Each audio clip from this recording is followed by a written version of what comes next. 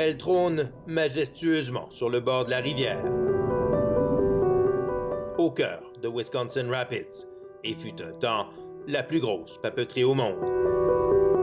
Source de fierté ici, elle a produit pendant plus d'un siècle du papier glacé pour les magazines les plus prestigieux.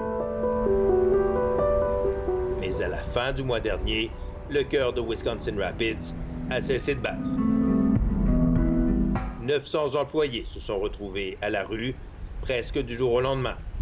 Brad Hamilton a passé 40 ans de sa vie à l'usine. Il est encore sous le choc. It sucks.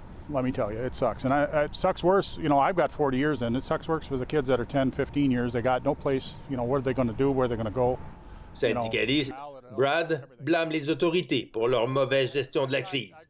Il en veut surtout à Donald Trump.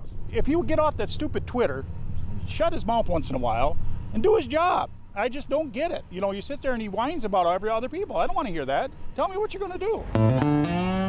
Autrefois ville prospère, Wisconsin Rapids n'est plus aujourd'hui que l'ombre d'elle-même, déjà affectée par la pandémie et la crise économique qu'elle a engendrée.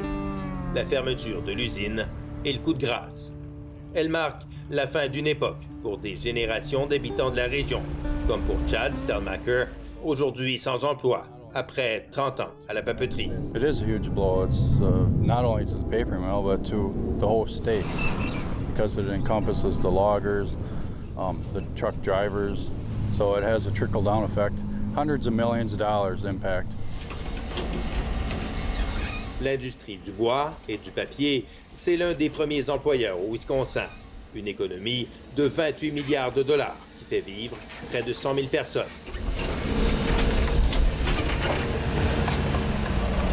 Chez les Delaney, c'est une affaire de famille.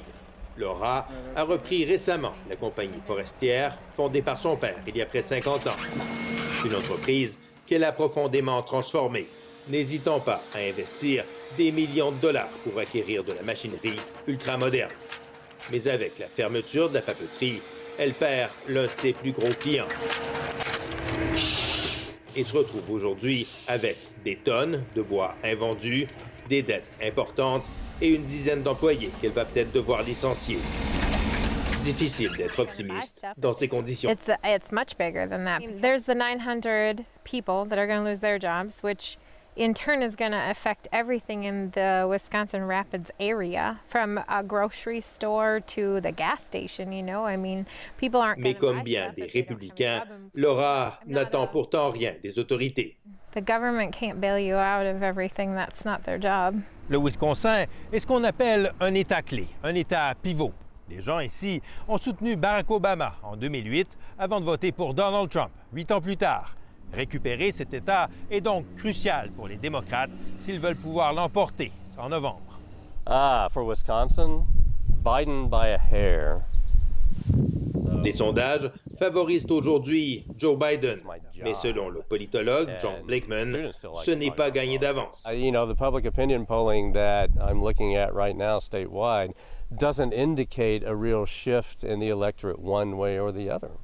It's still up for grabs. D'après lui, les démocrates auraient tort de tenir le Wisconsin pour acquis, car l'électorat ici, surtout rural, reste profondément conservateur. En dépit de la crise, bien peu de républicains sont prêts à voter autrement. American voters in general don't necessarily always vote their economic interests. Laura Delaney, par exemple, n'a pas changé de discours ni d'opinion. Malgré la récession, malgré les millions de chômeurs, malgré les 170 000 morts du coronavirus, elle soutient toujours activement Donald Trump. I have utmost respect for him. I think that he has been fighting an uphill battle since the day that he got in the office. And so I think he's doing what he thinks is right. And I believe that he is working for the American people, not for the government.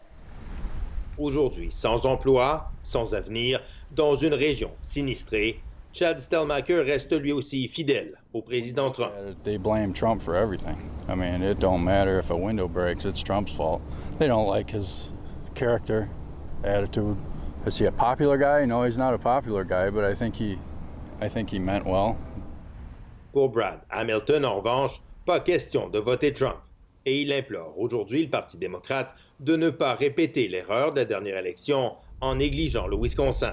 What they're going to have to do is get out and talk to the people, both sides, and find out what the problems are, and then they should take and start talking what the people want, not what they think the people want. That's where the frustration comes in. Les électeurs de la région le savent, ils détiennent la clé du pouvoir. Comme en 2016, la longue route vers la Maison-Blanche passe par le Wisconsin. À charge pour les candidats de prévoir s'y arrêter 2 fois plutôt qu'une. Ici Jean-François Bélanger, Radio-Canada, Wisconsin Rapids.